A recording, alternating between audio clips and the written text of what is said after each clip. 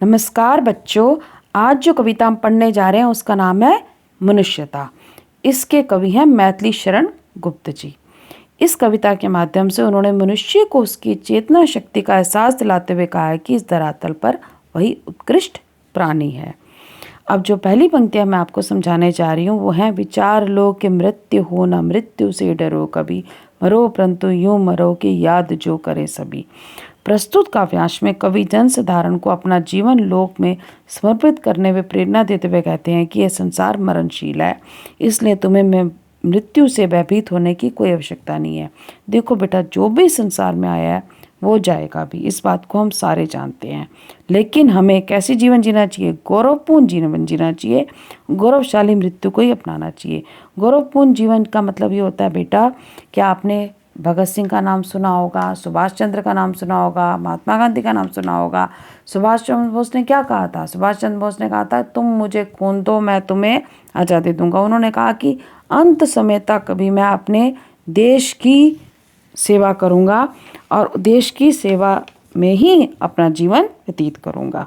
अब जो मृत्यु उन्होंने ली वो मृत्यु गौरवशाली मृत्यु कहलाई गई। अब अगली पंक्तियां मैं आपको समझा रही हूँ। उसी उदार की कथा सरस्वती बखानती, उसी उदार से धरा कृतार्थ भाव मानती। इसका क्या अर्थ है? इसमें कवि कहता है कि सरस्वती उसी उदार मनुष्य का गुणगान करती है जो संसार में एकता और प्रेम का भाव रखता है। धरती भी उसी मनुष्य के को सबसे अच्छा मानती है जिसके मन में प्रेम का भाव होता है, जो कि लोगों में सद्भावना सहानुभूति का भाव रखता है, जो विश्व के सभी प्राणियों को समान समझता है और अपना जीवन दूसरों के कल्याण के लिए लगाता है, वही वास्तव में मनुष्य है। और मनुष्य सच्चा वही कहलाता है जो मानवता के लिए जीता और मरता है। अब जो अगली पंक्तियां मैं आपको समझाने जा रही हूँ उसमें कवि ने छोटी छोटी 4 कहानियों के द्वारा हमें मनुष्यता का पाठ समझाया है। श्रुतार्थ रति देव ने दिया करस्तु थाल भी, तथा दधीचि ने दिया प्रार्थ अस्थि थाल भी। कवि ने महान लोगों का जो जिक्र किया है वो हमें ये समझाने के लिए किया है कि हम लोगों में प्रेम भाव बनाए रखें। जैसे रति देव ने भूख से व्याकुल होते हुए भी अपने भोजन का थाल घर आए भिक्षुक को दे दिया था। दधीचि ऋषि ने देवताओं की रक्षा के लिए अपने अस्थियों का दान कर लिया था। कैसे दान किया बेटा? कि रावण और ये जो राक्षस हैं उन लोगों में युद्ध हो रहा था और उस युद्ध में जो राक्षसों की विजय हो रही थी और देवता हार रहे थे। तब किसी ने कहा कि अगर दधीचि ऋषि के अस्थि दान हो जाएं और उन अस्थियों से जो अस्त्र बनाया जाएगा उससे इन राक्षसों की मृत्यु होगी। तो देवता बड़े सुख चाहते हुए दधीचि ऋषि के पास गए और उनसे कहा कि हमें, जब वो गए तो दधीचि ऋषि ने पूछा कि क्या बात है, आप ऐसे क्यों सुख चाह रहे हैं, बताइए आप क्या चाहते हैं। तो उन्होंने कहा कि हमें आपका अस्थि दान चाहिए। इतना सुनना था कि दधीचि ऋषि ने अपने प्राण त्याग दिए और उन अस्थियों से जो अस्त्र बनाया गया उसी अस्त्र से राक्षसों का वध हुआ। अब जो तीसरी कहानी मैं आपको बता रही हूँ उसमें है कि गंधार शिवी ने कबूतर की प्राण की रक्षा के लिए अपने शरीर का मांस तक दे दिया था। अब जो छोटी सी चौथी कहानी कवि ने बोली है वो ये है कि दानवीर करण से जब इंद्र राजा ने कवच कुंडल मांगे तो उन्होंने उसे साहस दे दिए। उससे पहले सूर्य भगवान उन्हें मना करने आए थे कि आप अपने कवच कुंडल किसी को दान मत करना, लेकिन दानवीर करण ने कहा कि मैं जब सुबह स्नान करके निकलता हूँ और सूर्योदय के समय जो भी पहला व्यक्ति मेरे से आएगा और मेरे से कुछ भी मांगेगा मैं दे दूंगा। तो देवराज इंद्र ब्राह्मण के वेश में आए और उनसे उनके कवच और कुंडल मांग लिए और उसी वक़्त खुशी खुशी दानवीर करण ने अपने कवच और कुंडल दे दिए। और कवि भी हमें यही समझाना चाहता है इन छोटी छोटी कहानियों के द्वारा कि संपूर्ण मानव जाति कल्याण के लिए जो व्यक्ति जीता और मरता है वही सच्चा व्यक्ति कहलाता है। सहानुभूति चाहिए माँ विभूति है यही, विश्वकर्ता सदैव बनी हुई स्वयं मही। अब जो ये पंक्तियाँ मैंने आपको समझाई बोली उसका क्या अर्थ है? उसका अर्थ है कि कवि हमें ये समझाता है कि सहानुभूति ही मनुष्य की सबसे बड़ी पूंजी है। सहानुभूति का मतलब आप लोग अच्छी तरह समझते हैं, सिंपैथी।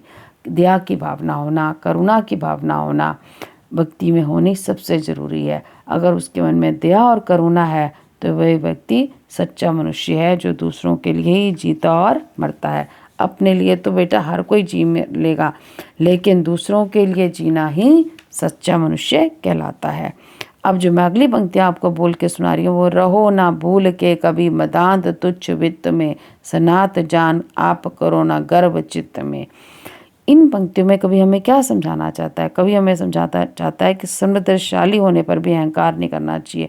इट मीन्स अगर हम ये सोचें हमारे पास बहुत पैसा है, एक करोड़पति आदमी है, उसके मन में घमंड नहीं आना चाहिए। करोड़पति वही है, पैसे वाला व्यक्ति वही है जिसके मन में दया की भावना है। वो असली व्यक्ति पैसे वाला माना जाएगा जिसके मन में सहानुभूति की भावना है, क्योंकि सबके परमपिता तो एक ईश्वर ही हैं। कवि कहता है कि सच्चा मनुष्य वही है जो मानव जाति के कल्याण के लिए मरता और जीता है। आवश्यकता पड़ने पर दूसरों के लिए अपना शरीर भी बलिदान कर देता है। अनंत अंतरिक्ष में अनंत देव हैं खड़े, समक्ष ही सब बाहु जो बढ़ा रहे बड़े बड़े। ये जो पंक्तियाँ मैंने आपको बोल के सुनाई, इसका क्या अर्थ है, क्या संदेश हमें कवि देना चाहता है? इसमें कवि हमें ये संदेश देना चाहता है कि हम एक दूसरे के सहायक बनना चाहिए। और लोग एक दूसरे के सहायक हम कैसे बन सकते हैं? परोपकार करके। और परोपकार करने वाले को ही देवता के समान कवि ने तुलना की है।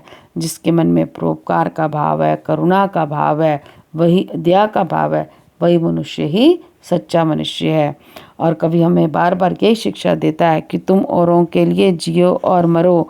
अपने लिए तो हर कोई जी लेता है, लेकिन दूसरे के लिए जीना ही सच्चा जीवन है। देखो, मनुष्य मात्र बंधु है, यही बड़ा विवेक है। पुराण पुरुष स्वयंभू पिता प्रसिद्ध एक है।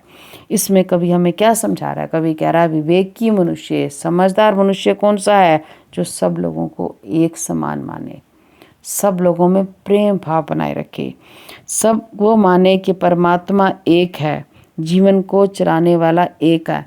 जीसस क्राइस्ट भी एक है, वाहेगुरु भी एक है, माँ वैष्णव भी एक है, सब जो हैं भगवान सब एक हैं। सिर्फ हम उन्हें मानने के ढंग से अलग अलग रूप में मानते हैं। लेकिन हमें धर्म के नाम पर, किसी भी नाम पर लड़ाई नहीं करनी चाहिए। सब लोगों को एक समझना चाहिए। चलो अभिष्ट मार्ग में सहर्ष खेलते हुए, विपत्ति विघ्न जो पड़े उन्हें ढकेलते हुए। इसमें कवि क्या हमें समझा रहा है? कवि हमें एक छोटी सी शिक्षा यही दे रहा है कि हमें एक दूसरे की बाधाओं को दूर करते हुए आगे बढ़ने के लिए प्रेरणा करनी चाहिए। कवि आगे कहता है कि हर व्यक्ति अपनी इच्छा और रुचि के अनुसार अपना लक्ष्य निर्धारित करे, और उसका अंतिम लक्ष्य क्या होना चाहिए? मानव जाति से एकता और प्रेम रखना। देखो बेटा, हम जीवन में तभी उन्नति कर सकते हैं जब हमारे मन में कोई लक्ष्य हो। हम किसी लक्ष्य को सोचें कि हमें जीवन में इस लक्ष्य को प्राप्त करना, और उस लक्ष्य को प्राप्त करने हमें कैसे चलना चाहिए? हंसी और खुशी उस मार्ग पर आगे बढ़ना चाहिए। आपस में प्रेम बनाए रखना चाहिए, और वो प्रेम कभी कम नहीं होना चाहिए। मनुष्य वही है जो मनुष्य के लिए मरे। कवि लास्ट पंक्ति में भी हमें यही संदेश देता है। जो कविता हमने ये पढ़ी मनुष्यता, उसका मेन एम कवि का हमें समझाने का ये क्या है कि लोगों में देश प्रेम की भावना हो, सद्भावना हो, परोपकार की भावना हो, दया की भावना हो, करुणा की भावना हो। हम लोगों से मिलजुल कर रहे हैं, और वो यही हमें बार बार शिक्षा देता है कि लड़ाई झगड़ा नहीं करना, हमने लोगों से प्रेम भाव बनाए रखना है। मुझे उम्मीद है आपको ये मेरी वीडियो पसंद आई होगी। तो please like, comment and share my video. Thank you.